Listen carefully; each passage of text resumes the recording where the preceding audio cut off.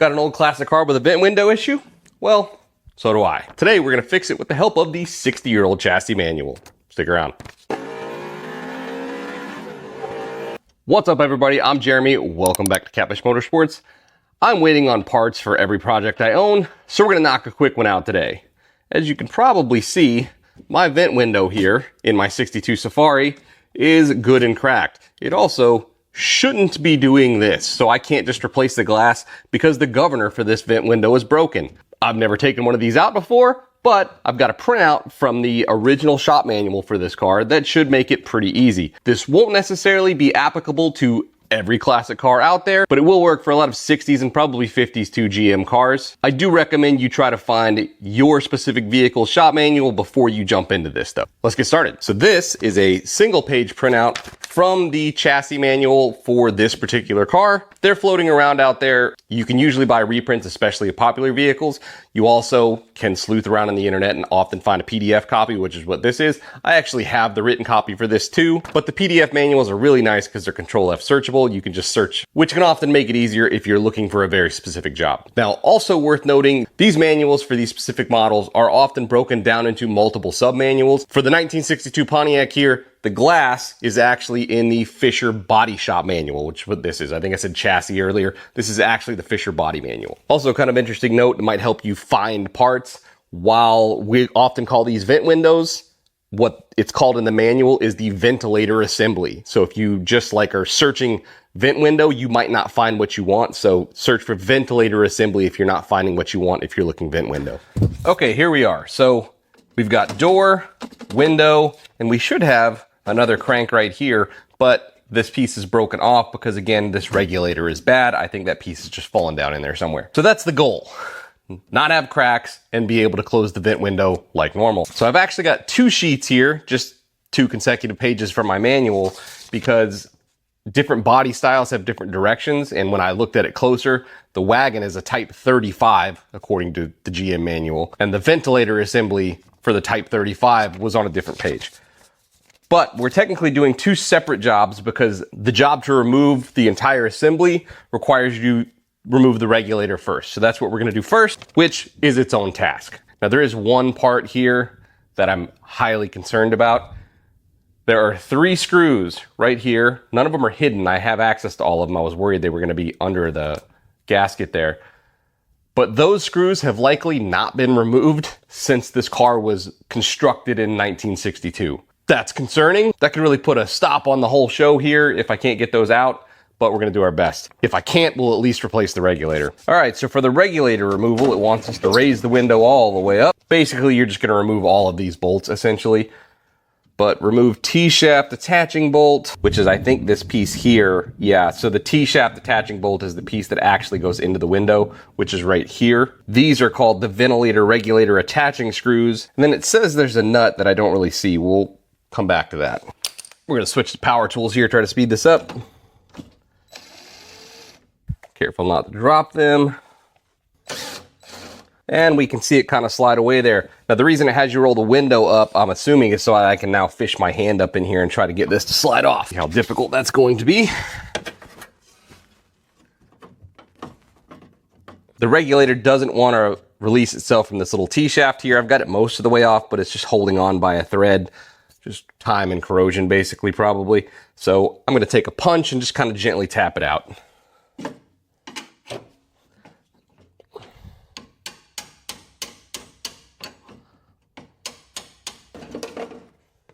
And there it goes.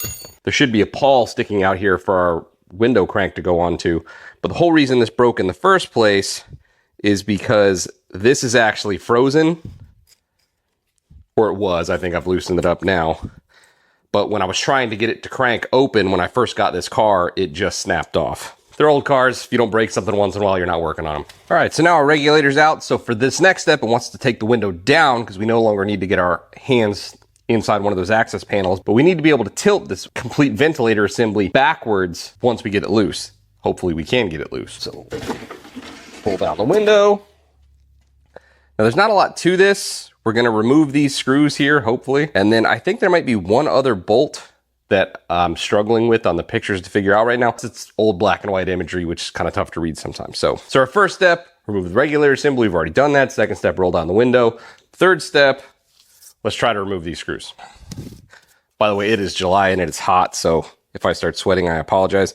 So anybody's watched my channel, they've probably seen me do this before with stripped out Phillips head screws or ones that I'm afraid might strip out. This is valve lapping compound. You can pick it up in any AutoZone, whatever.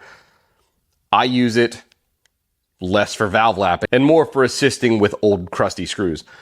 This is basically liquid sandpaper. So what I'm gonna do is put a little bit onto the tip of my screwdriver here, and that sandpaper will hopefully give us the extra assist that we need to get these out. It's also really imperative with stuff like this that you use really good screwdriver tips or, you know, screwdrivers themselves. It's all fun and games to make fun of the price of Snap-on, Matco, etc., but the quality really does shine through, specifically with screwdriver heads. This one's actually kind of old. I need to have it replaced. All right, here we go.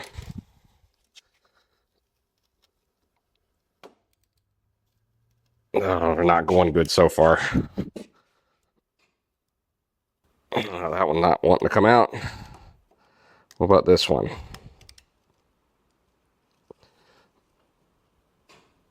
Nope.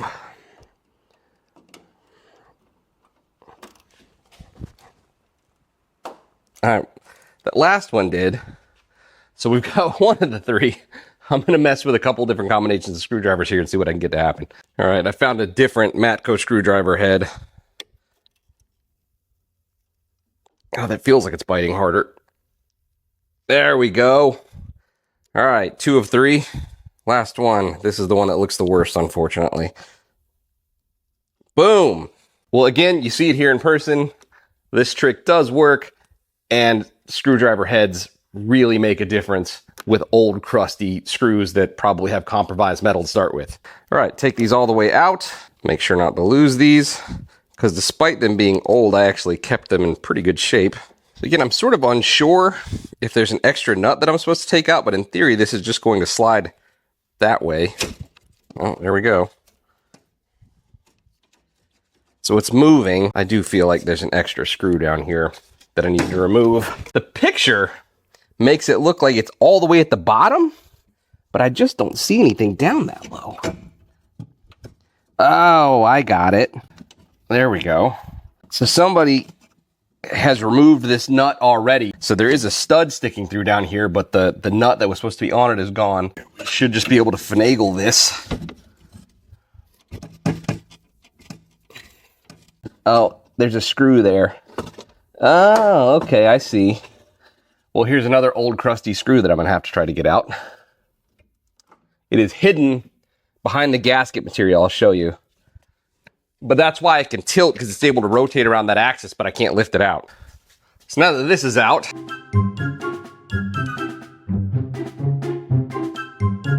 I have to go to my parts car, which is out back, and try to do the exact same thing with the exact same crusty old hardware, which gives us the exact same problems. So hopefully I get that done. It's actually thundering out right now, so I'm going to go inside and cool off for a little bit, and then I'll give that a shot. We'll see you back here after I've wrestled that one out. We're back. Complete window, regulator assembly, no cracks. Not the best window, but it doesn't have holes in it like the other one did. I even wrangled the nut for this stud down here.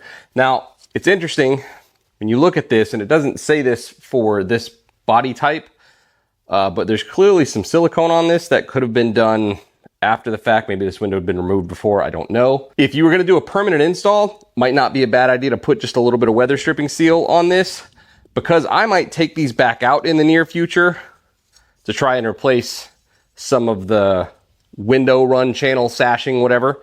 I'm not going to do that because I don't wanna make my future life harder. So for now, we're just gonna throw it in there, put a new regulator in there, and we'll have a window with no cracks that opens like it's supposed to. I am going to take a little bit of time and clean the corrosion off of this guy, so hopefully our regulator slides on easier. Okay, so going in is going to be the reverse of coming out. Finagle this.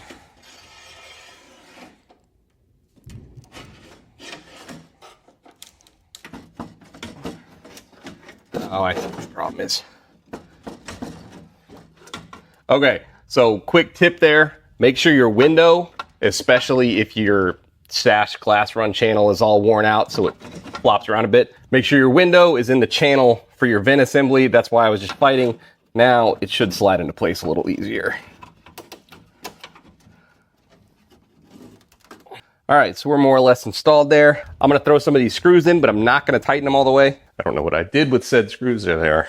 All right, that was a high cursing job, so I turned the camera off for a second.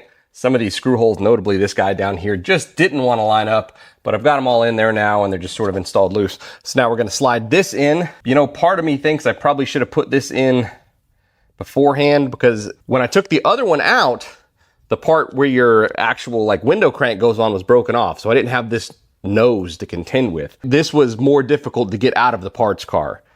So we're gonna see how much of a pain it is to get in. Worst case scenario, I take these screws back out, slide this out of place, and then put this up there so it's at least kind of sitting there waiting to receive it. Gotta roll the window up. We're kind of in place there. All right, this is probably going to be difficult to get on because it was kind of an interference fit anyway, and the clip inside of this is rusty. So I'm gonna jiggle this for a minute.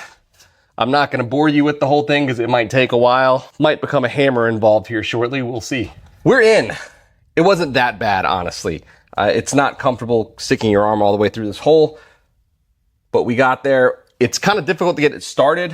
What I did was grabbed it from the back and then just gently, you don't want to hit it hard, but I gently tapped this guy until I was able to at least get it started. And then once you had it a little way, you can kind of go in here underneath with a screwdriver and pry it up, and it's pretty easy from there. So now we're gonna throw our screws in there. The ones for the regulator itself have the kind of star washers on them, and the traditional lock washer, at least on mine, went in the T-bar assembly that connects to your window.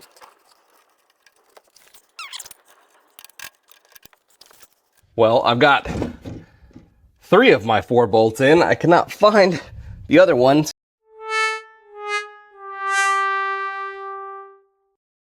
So maybe I dropped it in here and just don't remember. Magnet. Oh, there's the piece that broke out of the other one. So maybe with this, I'll be able to repair that other one and have a spare. Well, I don't know what happened to it. I'm just gonna go steal it out of the parts car. All right, remaining screw acquired. Also acquired from the parts car. The little stubby guy goes on here, which I own. Don't remember where it is. And what's the point of having a parts car if you're not just stealing duplicate parts off of it that you're too lazy to go find the ones that you already have? This boy in there. Just gonna kind of snug these down. And now let's throw this on there. Okay, everything is just snug. There's not a lot of adjustment on these, but everything is just snug right now. Let's give it a test drive. That's the spring. It doesn't sound very good because there's nothing supporting it. All the way open. And closed again. Now when I'm driving down the road, I won't get an irritating whistling noise because I couldn't close the other one all the way because it was broken. All right, job pretty much done. In the future, if I get time or feel the need, I can go in, put better glass in, replace the window sashes, whatever you need to do. But we've got a working regulator now. Wasn't that bad. If your car is not a rusty Midwestern car like this one is and like that parts car is, you might have an even easier time than I did. All told, if I wasn't filming, I'd probably have an hour into this. Now, if you don't have a conveniently located parts car, these are available to buy. You can either buy used ones. From what I can tell, 61 to 65 on GM is the same. Don't take that as the gospel. That's what OER says. They're not always right. And these, I believe, are left-right specific. So don't grab one out of a passenger door and think it's gonna fit in your driver's side, because I don't think it will. OER sells these for about $90 a piece. They're kind of proud of them. It's sort of difficult to get one of these cheap. I've seen some supposedly brand new made in USA ones for sale on eBay. Those ones are more like $200 each, which is pretty pricey unless you're going for like a concourse restoration style deal. A car like this, it would not be worth it. Your best bet if you're trying to stay cheap would be to find a similar car to yours, somewhere that somebody's got a parts car or something like that, and then just try to buy it off of them. You could probably get it a lot cheaper than, you know, the $90 OER wants for the Chinesium one or the $200 one that is supposedly made in USA. That's gonna do it. Thanks for watching. This wasn't that bad. This is something you can do. Remember, The OEM manuals help a lot if you can get your hands on them. As always, please like and subscribe. We'll see you next time.